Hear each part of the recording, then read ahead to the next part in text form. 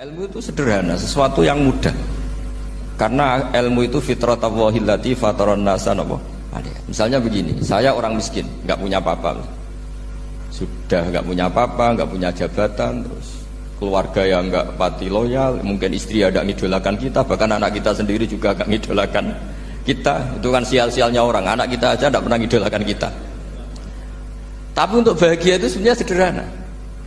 Sederhananya begini, orang pinter itu ingin mempertahankan kehidupannya, terus pinter sampai berobat habis banyak ke Belanda, ke Jepang supaya mempertahankan nyawanya. Nah, si miskin ini kalau dia setiap makan, ya Allah, saya dengan makan ini mempertahankan nyawa saya. Sehingga makan itu satu kajian ilmiah bahwa ini luar biasa. Bahwa orang punya Alphard, punya uang 1 miliar, itu tidak mempertahankan sesuatu yang pokok, yaitu nyawa. Orang tidak punya Alphard itu hidup, nggak punya uang 1 miliar hidup. Tapi kalau nggak punya nasi 1 piring, nggak punya air 1 gelas bisa mati. Artinya apa? Orang miskin itu yusyarikul aghniya, sama dengan orang-orang kaya dalam hal kepemilikan hal-hal yang pokok.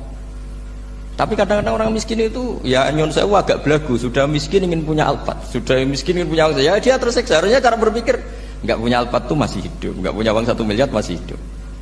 Yang punya Alphard hidupnya juga pakai nasi 1 piring, yang punya uang 1 miliar juga pakai nasi. Ya kalau itu kan sama, saya punya. Kalau gitu kan bisa miskin rasa kaya.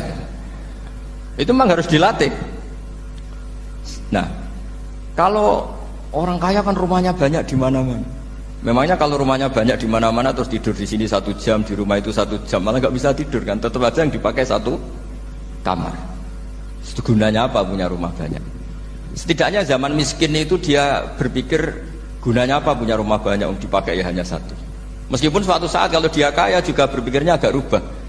Ya penting punya rumah banyak biar kemana-mana punya rumah, nggak apa-apa. Tapi sementara masih miskin jangan berpikir seperti itu. Nah yang menjadi miskin kacau kan sudah miskin berpikirnya gaya orang kaya, itu kecelakaan itu. Itu ilmu, maksud saya itu ilmu. Sehingga dulu Nabi ngajari orang miskin itu sederhana. Ketemu orang miskin sama Nabi diajarkan. Nabi diantara ajarannya begini. Ada seseorang man asbaha, orang yang setiap harinya mu'afan fi jasadi, dia sehat, aminan fi sirbi, negara dalam keadaan aman, tidak dalam ancaman.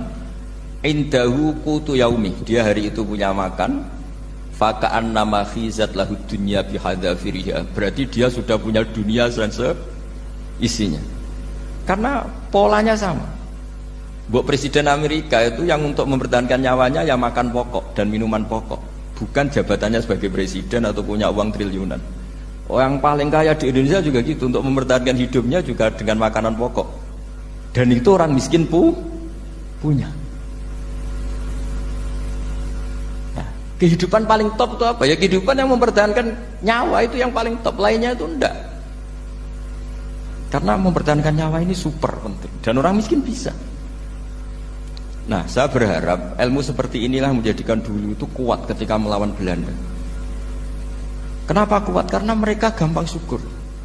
Barokahnya gampang syukur itu selesai dengan dirinya sendiri. Kalau bahasa intelektualnya itu, orang kalau sudah selesai dengan dirinya sendiri bisa berpikir memanfaati pada orang.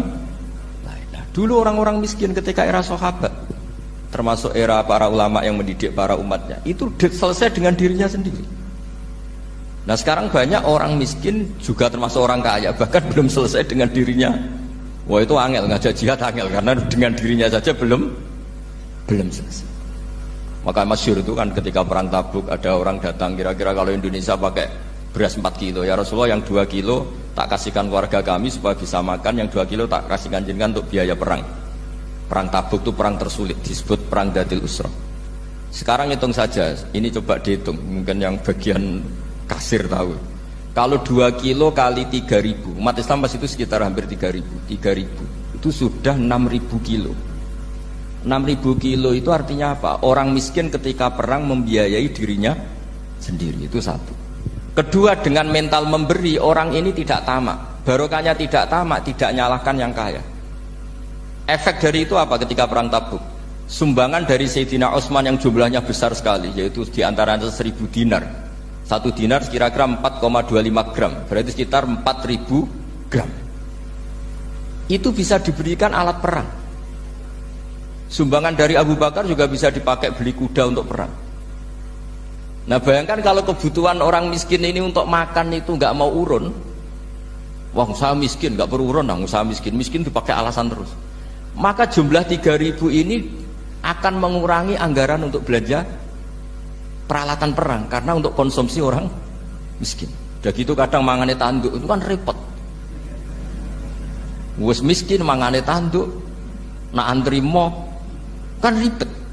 Artinya apa? Perang ini tidak fokus karena ngurusi konsumsi untuk orang-orang miskin. Nah, dulu zaman Nabi orang miskin pun semuanya heroik.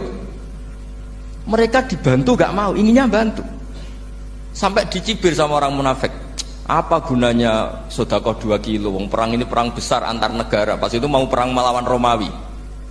Sampai orang munafik bilang alladzina almizunal muttawwi'ina minal mu'minina fis sadaqati walladzina la yajiduna illa juhdahum faskharuna minhum.